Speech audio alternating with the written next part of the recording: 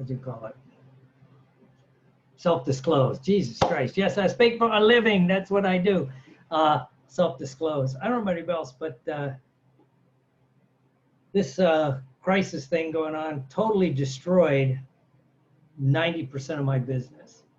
Just totally destroyed it. You know, I had all these trainings set up, and of course, everybody knows I go to conferences. That ended. That just, you know, the only little conference that went on live was Hypno Thoughts, and it was fun, but it was, I wouldn't do it again, I'll be honest. Unless they get more people, it's not worth going. And even if they do a live, partially live conference and they're streaming it, as a presenter, having 200 people online sounds nice, but it's, if you're trying to build your mailing list or sell things to people, they need to be in the room, you know? So anyway, so my trainings got destroyed. I just opened a new clinical practice. That was like setting a whole bunch of money on fire. Because that office just, I think now they're finally starting to reopen down there. Because some of these people could say you should do this, this, and this. Some of it is beyond the control of you. I was renting subspace from a doctor. And anyway, so there was that. What else? A lot of I still do some private clients. That's still about the same. But my addiction work crashed when you think it would increase, even though I do know like alcohol sales are up 40 to 60%. But that may there's some lag time. So anyway, I'm just self-disclosing that, you know, because I'm fascinated when I look on Facebook, especially, or the ads, Google and all that stuff. They keep coming up where everybody's doing great, and they'll show you how to get $10,000 a month clients. I'll show you how to get the high speaking engagements. I'll show you how to do high paid corporate speaking, you know, which when I see that, my first thing is, do you understand how a recession or slowdown works? One of the first things that happen, companies cut back on training. They should spend more. I've yet to see it in my 30-something years. Anyway, so I'm retooling. I'm going to try some different things, see what happens. I'm going to take my NLP skill set in a totally different direction. We'll see. Yeah, I'll invite some people with me if they want to come. That's what tonight's call is about. So if you want more info, let me know. No harm, no foul is what I always say. So anyway, Albert, we got the same shirt. Does yours say NFNLP? Oh, you're muted. Yours probably says Pimp Daddy. North Carolina Pimp Daddy. Yeah. Well, I'm actually back in Jersey now. Oh, well Yeah. No, I have Relay for Life, actually. Pardon? It's Relay for Life for the American Cancer. Cool. So you're back in Jersey. Yes. Well, good, because I do know things are opening up, you know. Slowly. Hey, there's Charles and his lovely significant other. Literally, in his case, his better half. It's like in my case when they say that.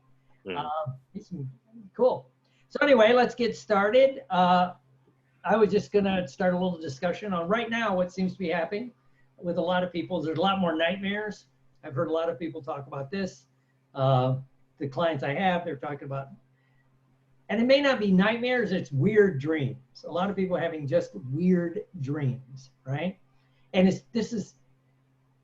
if you're not the type to usually have dreams like that, that's where, you know, then people, if you're the type that always had nightmares or weird dreams, you know, it's just the status quo. But when it's new, or if it's out of the ordinary, I know a lot of people, and my wife's like this, I'll self-disclose on her. If she goes back to sleep after waking up, she'll have weird dreams. You know, if she wakes up at 6 or 5 or whatever time she usually wakes up, and then she makes herself go back to sleep, after about an hour, she'll start having weird dreams, you know. I mean, the whole 30 years I've known her, this has been going on. I think it's her Catholic upbringing that once you're awake, damn it, you should be out tilling the fields and praising Jesus or something. Tough crowd. But I mean, so that's out of the ordinary. But even she says lately, in the middle of the night, she'll just have weird dreams, just weird dreams. you know, and I've been having it, and I'm not a dream kind of guy. I usually don't, I'm one of the ones that don't, I know I do have dreams every, you know, if you wired me up, I do know I have dreams. I don't remember 90% of them, if not higher. But lately, I'm just having weird dreams. Anybody else having just weird shit going on, right? Right? Dr. Lori, Carol, a few others, right?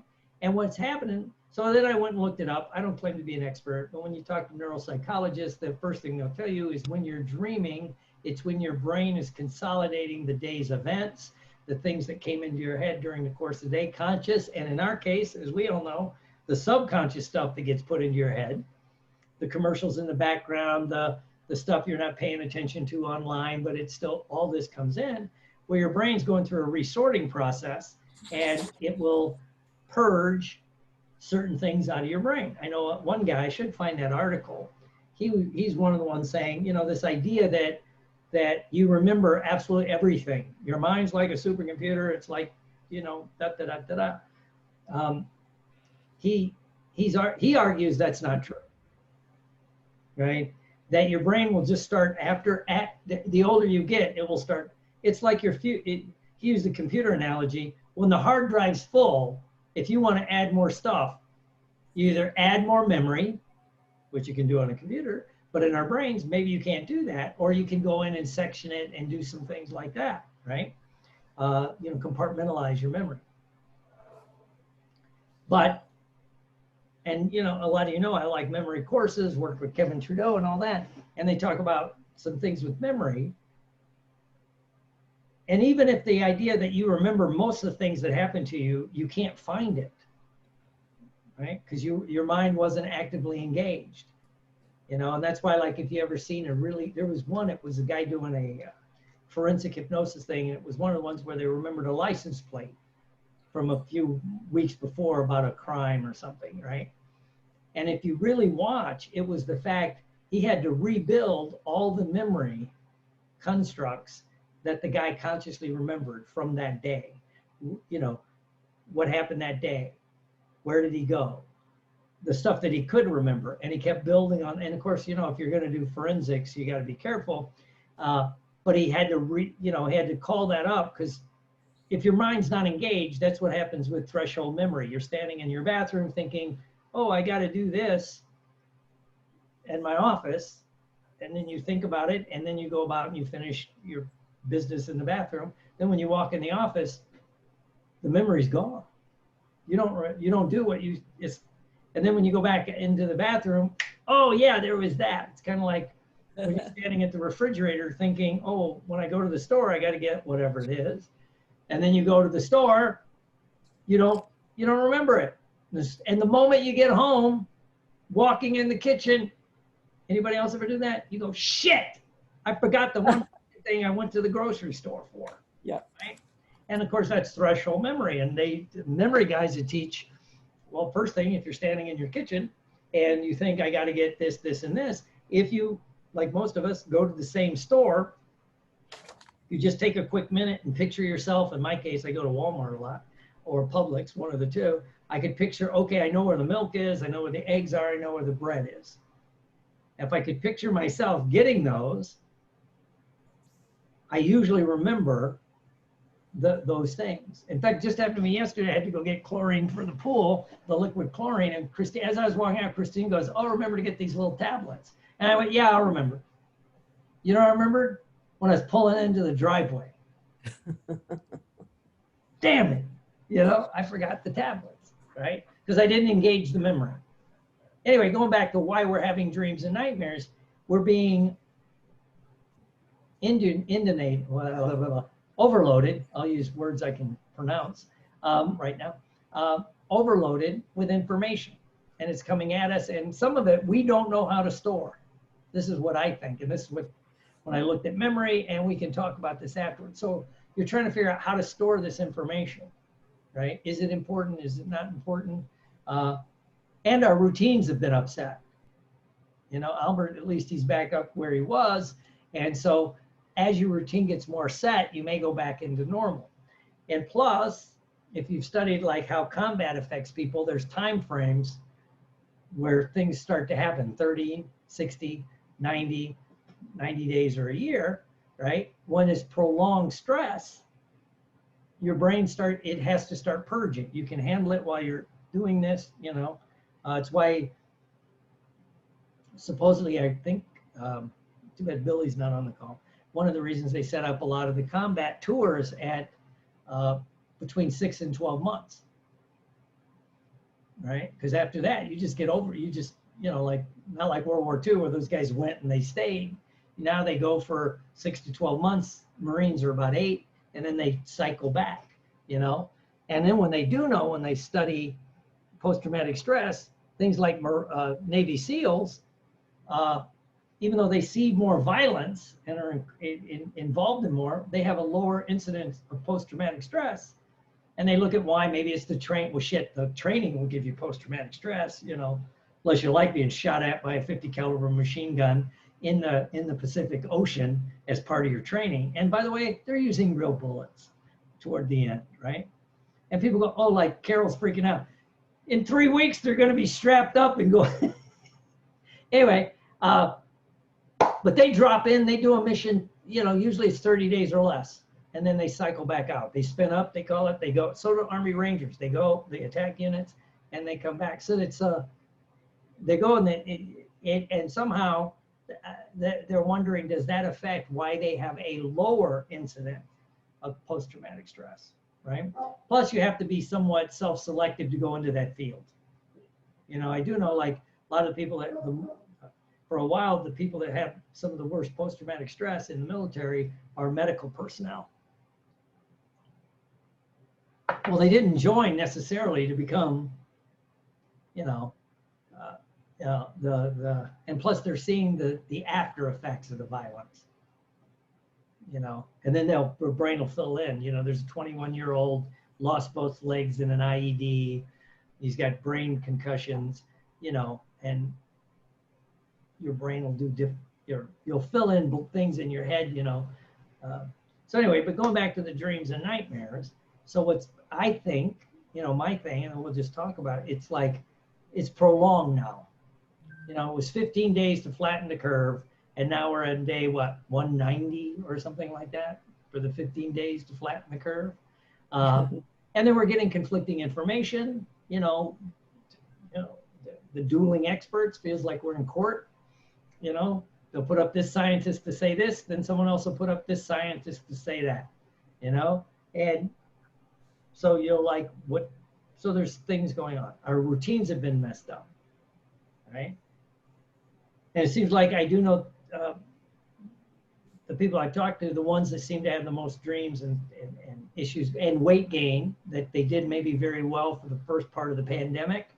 And now it's the weight's starting to creep on. It's like, well, it's been 180 days, you know, or longer. It's 6 months. It's hard to maintain certain things, right?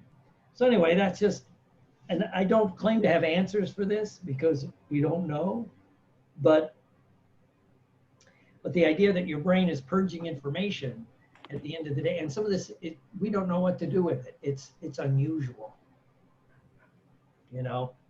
And I'll close and then we'll open the discussion. I relate, a lot of things I relate to, as Albert knows and Carol, and I hope people don't get tired of it. I relate it back to recovery from addictions because that's my world. That's my wheelhouse. That's my sandbox. It's not unusual for people in recovery to have drunk dreams. You know, and when they're so vivid, people wake up thinking, did I blow my sobriety? You know, they'll wake up, they'll be sweating, did I drink? They get up, they check, you know. And those of us in recovery, it's real common to see people at 30 days, 60 days, 90 days, 6 months, a year, and then around their anniversary every year. People will, especially if they're in the 12-step program, they might have drunk dreams, right? Well, because they're gearing themselves up for another celebration, you know, they have 1 year sobriety or 5 year sobriety, and it's a big deal in the recovery movement. So they're gearing up, and you get your little coin, and people talk about it, right?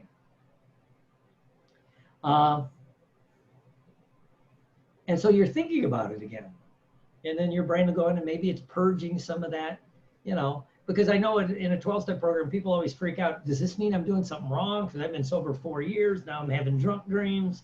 Da, da, da, da, da. Well, maybe your brain's finally purging some of those last remnants of, I'm ready to let go of this behavior. I'm ready to do this, things like that. And Albert just mentioned, yeah, he's had yeah, because he went on keto. Yeah, going off your diet and eating junk food. I relapsed. You know? So yeah, so anyway, you know, and again, when you look at things like recovery or people going on a keto diet or any kind of thing like that, if that was your usual way to reward yourself, now how do you reward yourself? If you're not having your, you know, Albert, get this inside joke, your ice cream, right? Like Obaid, our friend Obaid, you know, his little ice cream, right? And I did like, we were in a, this is an aside, this is just for Albert. And, you know, like somebody says, I hate you because he's always eating this ice cream, but we only see him eat it during this one class and he's thin. So of course people go, how do you keep your weight off and you eat ice cream? Well, we know that's his only treat for doing this class, right? But if it's food or alcohol or whatever, and how many of us maybe, and this is what I finally remembered what I wanted to say, maybe some of these residual dreams, and even like the weight gain in that some people are experiencing, is because of that thing you wanna, what are you doing to, it's been 6 months, what are you doing to reward yourself? Right? And, you know, they promised us, like you said, 15 days, 30 days, 45 days, then they were going to open up. Now they're not. Finally, you know, it's like Michelle was a teacher. Sooner or later, you got to let kids have a goddamn playtime, right? It's like, you know, it's like why people need a vacation. And now we can't even take a freaking vacation in lots of the world, right? You know? So anyway, it's just, that's my thought. And I think it's your brain just trying to purge. I don't know. Little do we know, you know. But again, going back like the drunk dreams, the people on diets going. I remember Albert reminded me when I had my clinic really rocking on the weight loss. People would come in, especially if they hit a milestone, like whatever one of their milestones were, 20 pounds, 50 pounds, whatever their personal milestone. Then they might have dreams and thoughts about it that they didn't have before. You know, when they, especially if they hit their plateau, you know, so maybe some of us are going through that. So anyway, we're open for discussion. So I just wonder what other people think. And I don't claim to be the expert. You know, an X is a has-been and a spurt is a drip under pressure. So I am not an expert. You know, I'm just curious about certain things. So, wow. You bring up so many interesting points, and I'm trying to think about when I have weird dreams, because I have a couple of different sleep disorders, and so I don't get a lot of good sleep. So sometimes what'll happen is after, so I think I'm not getting into REM at all, because I very rarely think I dream, or if I do, I don't remember it. But then if I get a really good night's sleep, I have really strange dreams. And I'm guessing it's just because I've been able to go into REM, and I'm just seeing all this stuff that probably most people see on a nightly basis. I don't know, but it's all new to me. That's just a guess. I don't know, but yeah, I used to have a lot of nightmares. I don't have nightmares anymore, but and that's the only thing I remembered. So there was a time when I was afraid to go to sleep. Now I don't sleep. well, I'm sure in 3 years, we're going to be having nightmares about 2020. Oh, I'm sure we will. I don't doubt We'll that. start with a dumpster fire and go downhill from there. All right. Yeah, good point. Good point. Mm. Charles said about, yeah, I do know that. If I eat certain things, I'm going to have weird dreams. If I eat Yeah. sweets, like within Really? an hour of going to sleep, I'm going to have weird dreams and I'm going to cramp up. Does it stop me? No. It depends how sorry I'm feeling for myself. Last night I was a train wreck, you know. No. Usually I'm the guy sitting on the helicopter going, worst case scenario on the mission, we all die, right? But last night I was like, even Christina goes, man, you are freaking out over, because my website kept crashing and I couldn't get the thing fixed. Oh. So, and it was that lack of control. But I'm surprised I didn't have nightmares about it. So anyway, who else has a thought and something? Nobody? Jesus. Well, I posed the question earlier to people about food specifically because I felt like you that I was in a spiral free fall since September. Labor Day, I'm going to back up a little further. I did well over the COVID confinement. I was managing my emotions. There were times I was going up and down, but we know what to do when we remember, and I would put myself in check and put myself back on track. I didn't allow myself to go into the loop. I feel proud of myself for that. And with food, it was mostly, I was doing really well. There were a couple times, come on, that we all fall off. But then Labor Day came and I had Labor Day fun food. And here's the thing, it didn't show up. All those calories I consumed, which were garbage calories, didn't show up in the on the scale, because I was also playing and doing other stuff, moving. And so my brain said, "Oh, well, you did it Saturday, Sunday, Monday. You can do one more day. So one more day, and then I did it again. Did it Monday, Tuesday, Wednesday, Thursday, and now it's the 23rd day of September. So I got into a loop, and it's kind of like the loop of anxiety. If you allow it to take you, you're going to go. And you have to follow your intuition, not your monkey mind, not the thing that wants to pretend to soothe you, but the real thing that is your intuition will soothe you. It's a little more, soft speaking than the monkey. And I always equate, because I was a first grade teacher, I equate the intuition voice with Charlie and the Chocolate Factory's Gene Wilder, where he's, all those kids are the monkey mind going, yeah, I want it. And Gene Wilder's going, no, don't, stop, back up, just in a nice methodical way.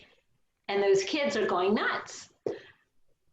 So you have to listen to the intuition. The intuition will keep you safe, and the intuition will allow your goals to be reached. And true soothing, true happiness, and it's what you have said, Dr. Horton, it's pleasure versus happiness. You can have pleasure in the moment, or you can have authentic happiness.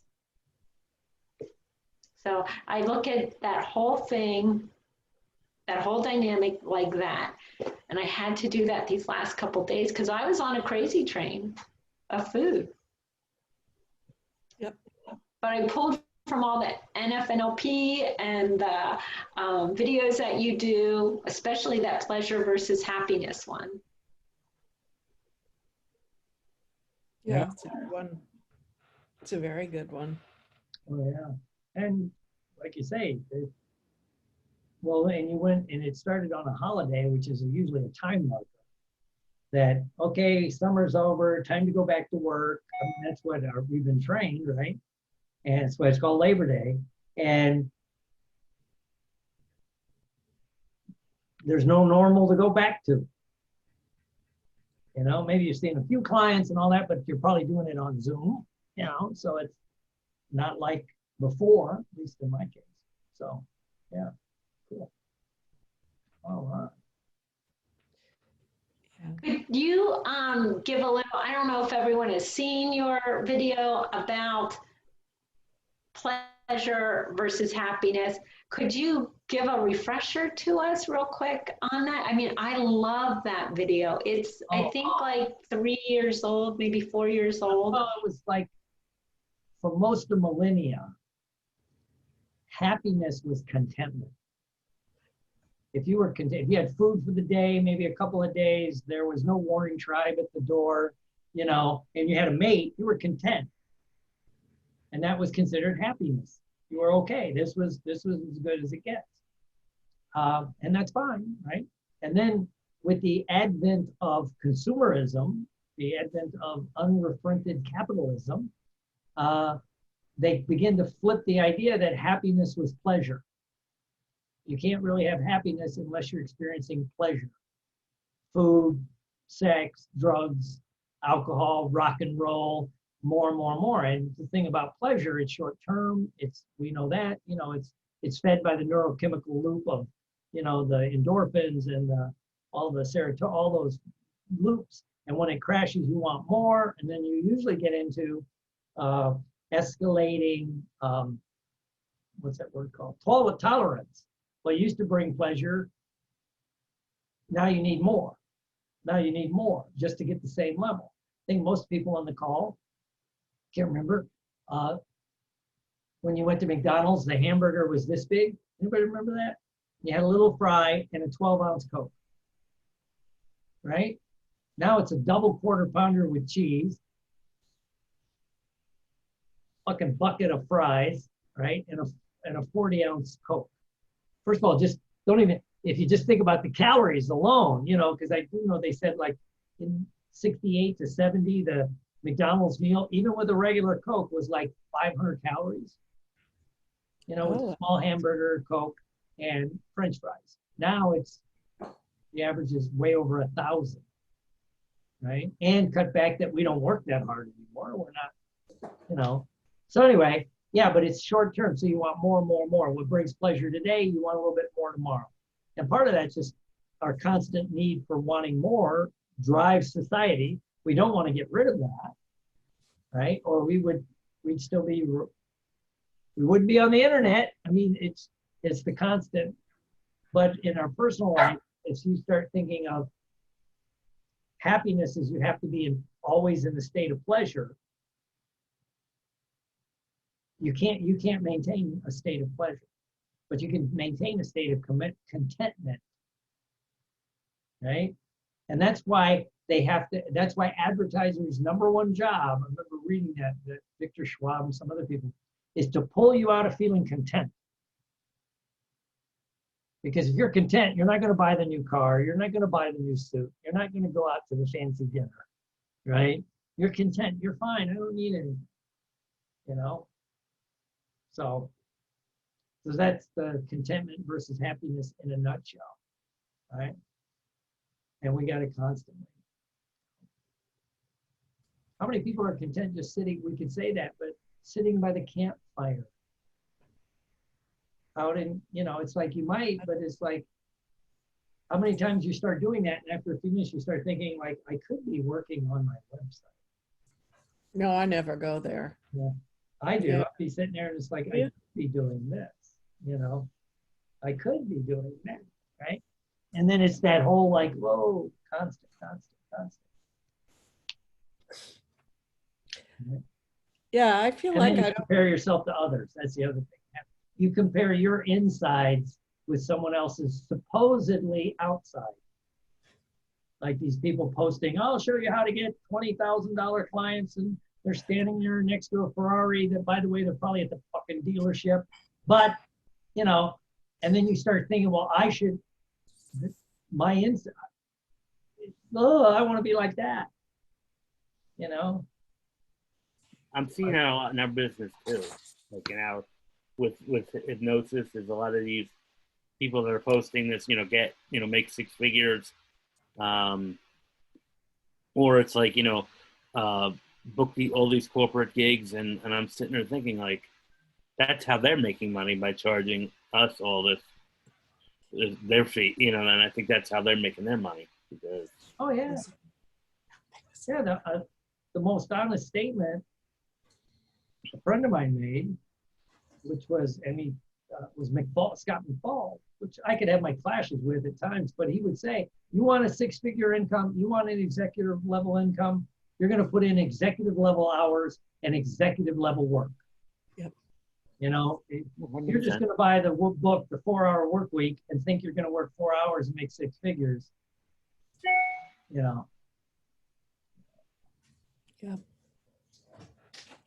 By the way, and the guy, I remember some guy wrote that. The guy always points out the guy that wrote The 4-Hour Work Week works like 60 hours a week.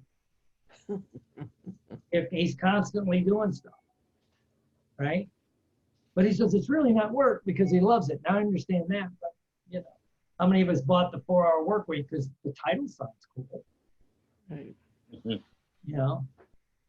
And again, if you're only working 4 hours, that means the rest of the time you're probably chasing pleasure. Yeah. So that's just my opinion.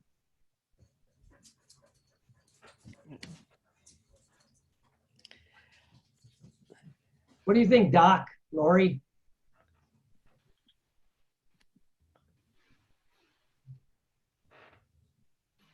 I really don't have much experience except through recovery on this. And the big thing that keeps coming up, I actually have a reading group with a group of women. And we're all in this weird funk phase post-COVID. And I just think it's probably a new funk phase, which we're beginning to explore. But the fact that you bring it up suggests that it's more universal. But the other thing is, there's a passage in step 7 about humility, and it says, we will come to know real peace of mind versus the old heretofore types of excitement, depression, or anxiety.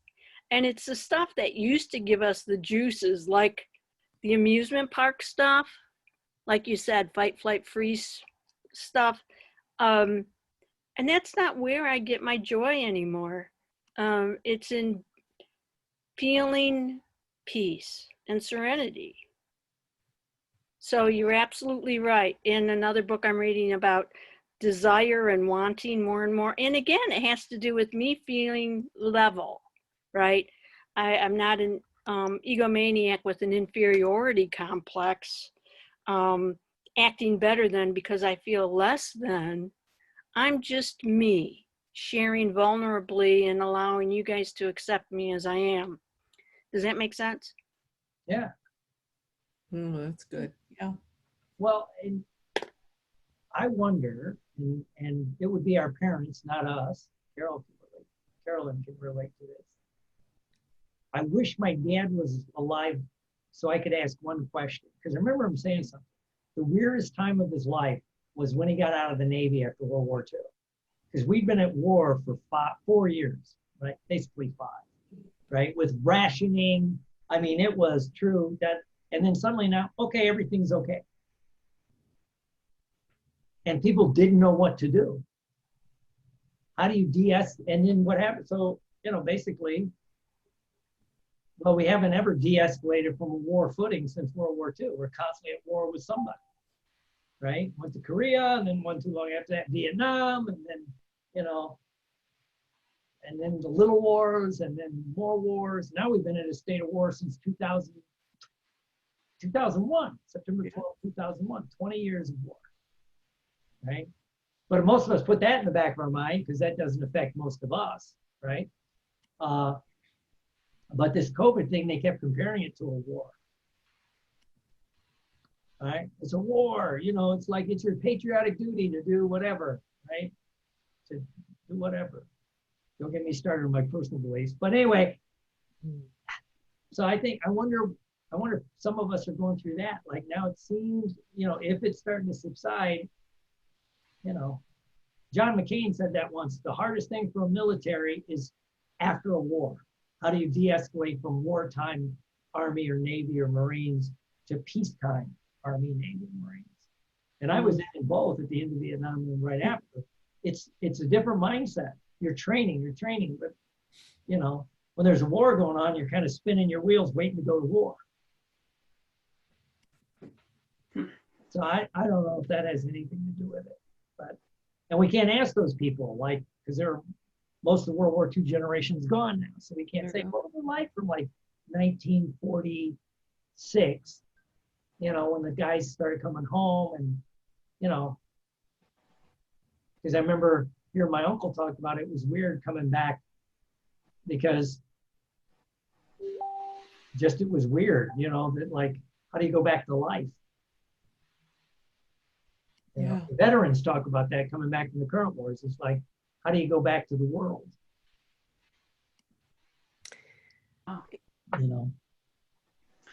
So I'd like to chime in a little bit. You guys might think I'm a little odd, and that's okay. There's something called the Schumann Resonance. I don't know if you guys have heard about it or not. You can Google it, SCHUMANN resonance. And this is all scientific, and they actually measure the energy that's coming into the planet. And what's happened, and it's amped up a lot in the last little while, is the amount of energy that's coming into our planet from where the Earth is in its rotation holds more photon energy. So it's got a higher frequency, a higher vibration. And so as that comes into the Earth absorbs it, and we all are connected to the Earth. And so we also absorb it. And our physical bodies aren't used to holding that much light. It's not used to it. So it's learning how. And, with what you said, Dr. Will, is it has to clear out space. So a lot of these dreams that we're having, yes, everything that everybody's saying is absolutely correct. But I also want to present the idea that we're being pushed to let go of stuff. Our emotional bodies are clearing out. Like in my practice, we see people all the time that aren't able to sleep, that are going through everything that we're all going through. And it's our physical bodies are absorbing more light frequency, a different kind of energy than we've ever absorbed before, ever, right? So the Schumann resonance, Earth used to vibrate about 7-8 hertz. Yesterday it was at 71. That's a humongous leap, right? So it's like we're all being upgraded to carry different kinds of energy, and that our 3D bodies are learning how to adjust, and that's hard. It's hard. There's so many things that happen to that: food intolerances, food sensitivities, old hurts and wounds that you may have thought you dealt with in the past are presenting themselves. Strange dreams, like off the wall. Where did that even kind of come from? So we're processing crap that's stuck in our emotional body, that is stuck in our subconscious mind. And Dr. Will, you talk about how you wish you could ask your dad one question. In our practice, we actually can create a space where you go into your subconscious mind and you invite your dad in and ask him and see what he says. It's amazing, because if we're all energy and we're all consciousness, we can all be everywhere all at the same time. So even though your dad might not be here physically, you can go into your mind and ask him to come and talk to you, right? Go to that place of magic and miracles, that place, that room that's just for you, and invite your dad in and ask him. And it'd be pretty interesting to hear what he had to say. So that's my take on all of this. So, yeah. Yeah, cool. Yeah, but the Schumann resonance, check it out. It's pretty fascinating. Yeah, thank you. So we're being bombarded by photon torpedoes, to use my Star Trek. Okay. That's exactly right. Yeah. No, that makes sense. Well, I do know right after World War II is when America shifted. All the people like my dad and then moved from Mississippi to Chicago and worked in steel mills and the auto plants. And that whole, they couldn't go back to the farm after the war. So Being outside, you guys, helps. Get outside. Connect with the earth. you can come down here and help me shovel horse shit. God, if I could, I would in a heartbeat. Absolutely, I would. I'd love to be able to go outside like that every day. So, Cool. yeah. Charles, That mentioned makes a lot that of too, like, yeah, sense. well, maybe that's where, and then whenever you're going toward the light, there's the whole group that wants to go backwards. But that's not your problem, right? All you can No, do is but it's like that's what we're seeing out there. But we're going, absolutely. yeah. Okay. It's brutal. It's brutal. But, you know, the more light we can carry and hold, the easier it becomes for everybody else. So, you know, you do you, and everybody else, well, just send them love, send them light. I know it sounds so cliche, but there's so much more involved to it than that, because whatever you put out is what you get back. Yeah. I do believe that. Yeah. Cool. Yeah. Yeah. One of the things you said that makes a lot of sense to me is, you know, things coming up from time to time that you thought you had settled, you thought you had dealt with and put to rest.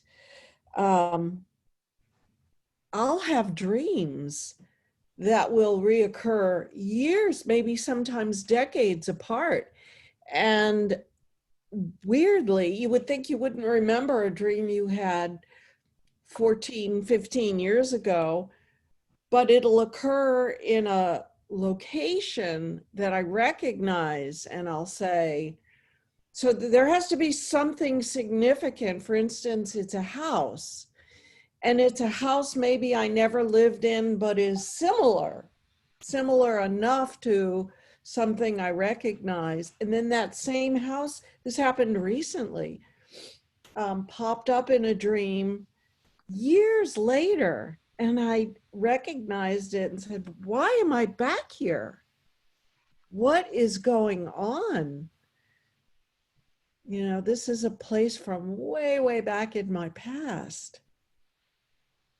I use Dr. Will's hot method, right? Hierarchy of thought. And I kind of pull back and pull back and pull back until I can actually, you know, even in the last little week, this has amped up so much for me, where I've been able to pull back enough to witness myself having the thought to uncover those unconscious thought patterns and beliefs that hold me back from getting to where I want to go, whatever's happening in the world or not, right? And it's been phenomenal. So maybe pull back from that and just ask yourself, like Dr. Will talks about asking yourself these questions, and that is such a brilliant idea. Do it at night before you go to bed. What's my lesson? What do I need to work on? What do I need to learn? You know, I had something come up that I really thought I made peace with 15 years ago. And it shocked the heck out of me when it came up. And so when I went, you know, when I asked myself, what do I need to learn? And what I got was, well, you know, we're all in layers. We peel stuff back all the time. So I healed what I needed to heal at that time. Now it's just getting down to a little bit of a deeper core level. And so when I sat with that and looked at that, I saw how it connected to this over here and that over here and that over here. Right? So ask yourself, what's my lesson? That could even be a question that you write down. What's my lesson with blank? And then carry on with your day, and it'll pop into it'll pop in, right? For me, it pops in when I'm doing something that I love to cook. Pops in when I'm in my kitchen, chopping vegetables. It's like, oh, that's what it is, you know? So it's just, yeah, ask yourself those hard questions and see what comes up. Yeah. Cool. Yeah. Thank you. Thank you. Yeah. Yeah.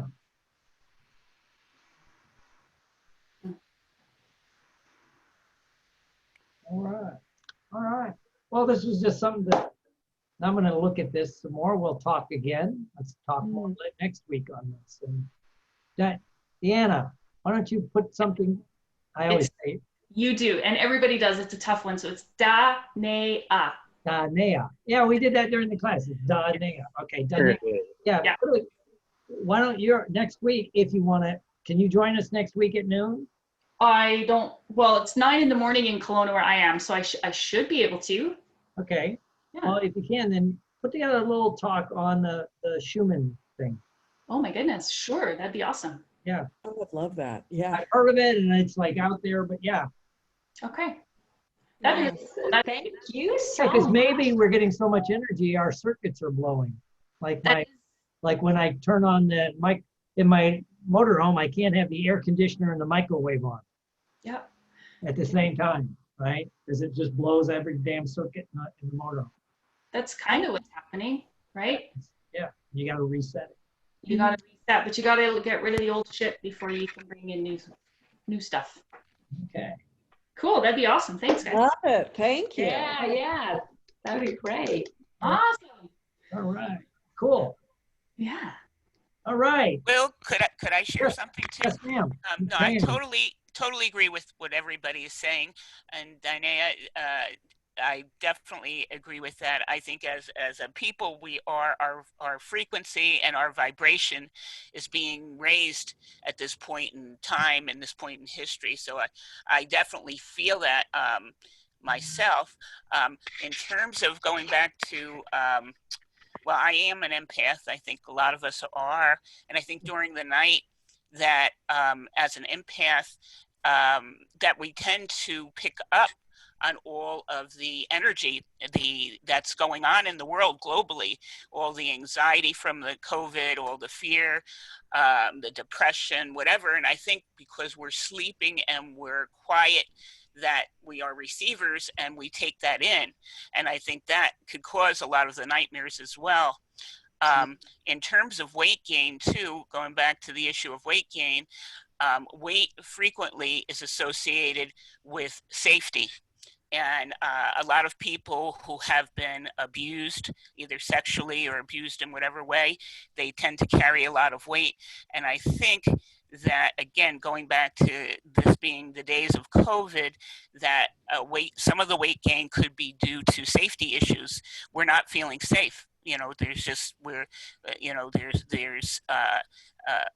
with, like you say, with the all the bombardment, with the war, equating this with war and everything, people just don't feel safe. And I think some of the weight gain could be due to that.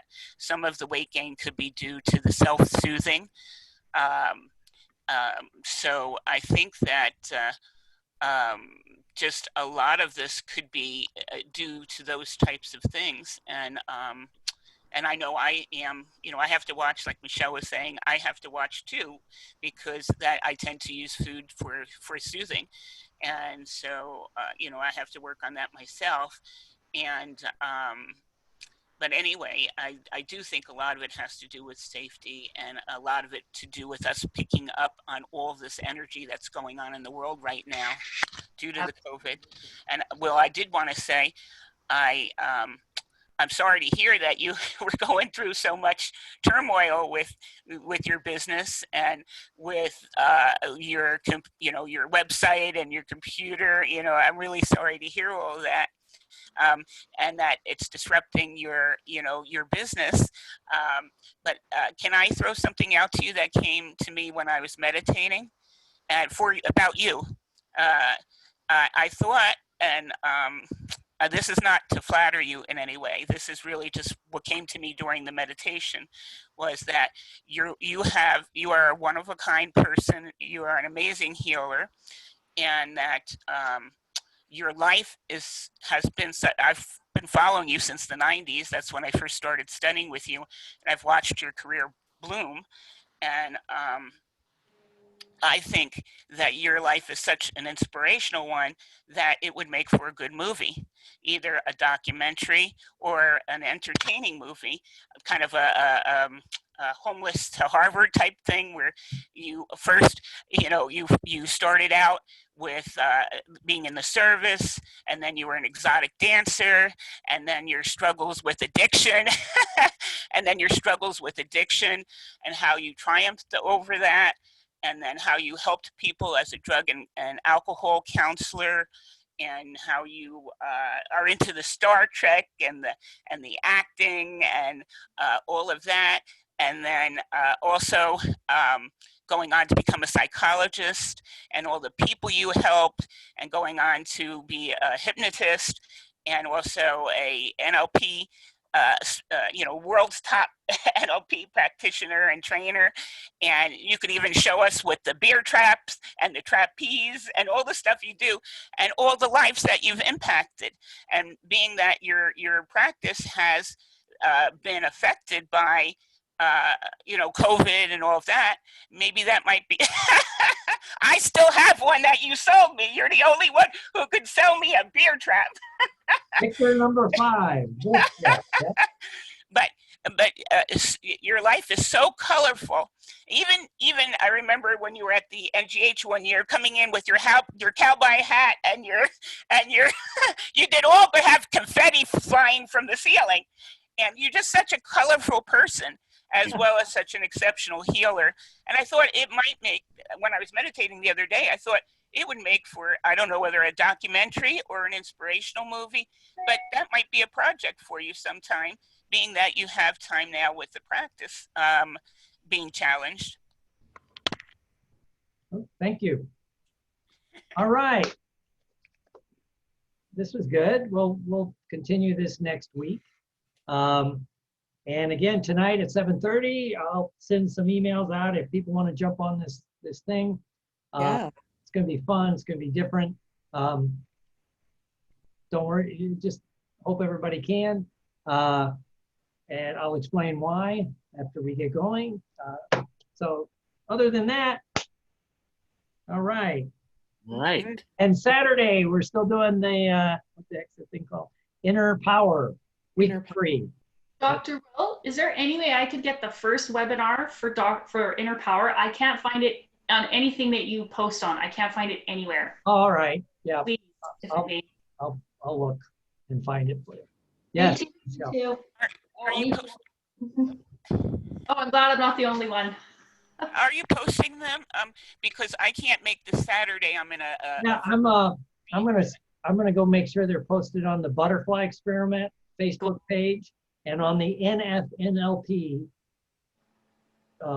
that page, the business page. NFNLP is going up there. Cool. Okay. Thank you. Cool. See you All right, tonight. everybody. All right. Thank you, everybody. That was Talk to awesome. you later. Okay. See you later. Bye. Bye. Thank you. Bye-bye. Bye-bye.